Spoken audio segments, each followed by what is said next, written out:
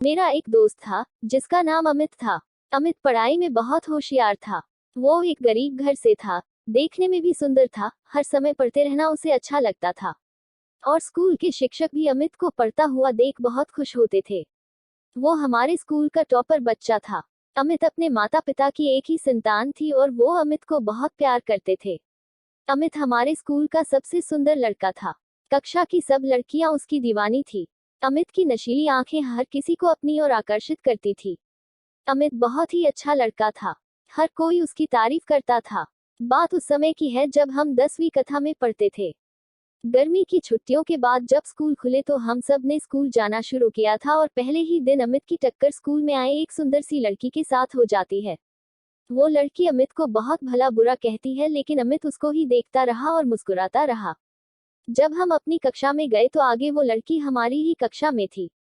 दरअसल हमारे शहर में उसके पिताजी की बदली हुई थी और इसलिए अपनी 10वीं की पढ़ाई पूरी करने के लिए उसने हमारे ही स्कूल में दाखिला लिया था।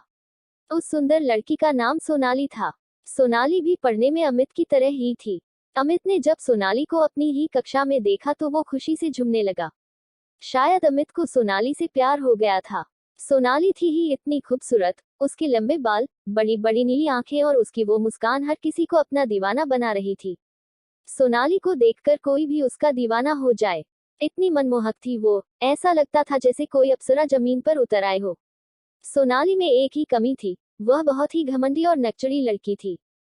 कक्षा में अमित का हमेशा ध्यान सोनाली पर ही रहता था और छुट्टी के समय भी गेट पर सोनाली का इंतजार करते रहता था। सोनाली को इस बात की भनक भी नहीं थी कि अमित उसे पसंद करता है। एक दिन जब अमित के दोस्तों ने मजबूर किया कि वह जाकर सोनाली को प्रपोज करे, तो अमित भी बहुत हिम्मत जुटाकर सोनाली के सामने जाकर खड़ा हो गया और उसके सामने दोस्ती का प्रस्ताव रखा। लेकिन सोनाली बहुत ही गुस्से से बोली कि मैं तुम जैसे मिडिल क्लास लड़कों से नफरत करती हूँ, और ये कहकर वह वहां से चली गई। अमित एकदम टूट गया था। वह चुप चुप रहने लगा था, न दोस्तों के साथ मस्ती, नहीं अब वो सोनाली को देखता था, बस अंदर ही अंदर रोता रहता। एक दिन जब शाम को अमित अपने पास की दुकान पर घर का कुछ सामान लेने गया था तो वहां एक औरत भी थी जो काफी थकी हुई दिख रही थी। और जैसे ही वह अपने घर को जाने लगी तो अचानक उनको चक्कर आ गया और वो जमीन पर गिर गई। अमित ने जल्दी से एम्बुलेंस को फोन किया और उन्हें हॉस्पिटल ले गया।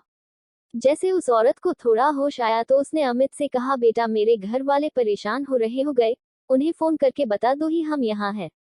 अमित ने उस औरत से घर का नंबर लिया और फोन किया। फोन एक लड़की ने उठाया जो और कोई नहीं बल्कि सोनाली थी, और वो औरत सोनाली की मां थी।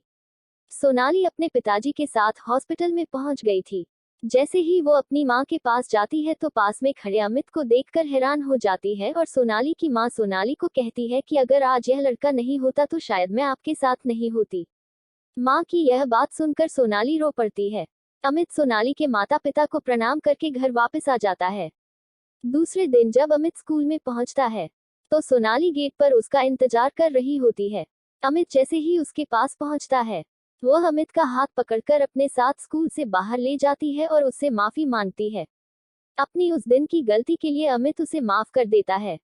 आज सोनाली उसे प्रपोज करती है और अमित हाँ कहकर उसे अपने गले लगा लेता है और दोनों एक दूसरे का हाथ पकड़कर स्कूल में जाते हैं। जब आप किसी से सच्चे दिल से प्यार करते हैं बिना किसी लालच के तो ईश्वर भी आपका साथ जरूर देते हैं।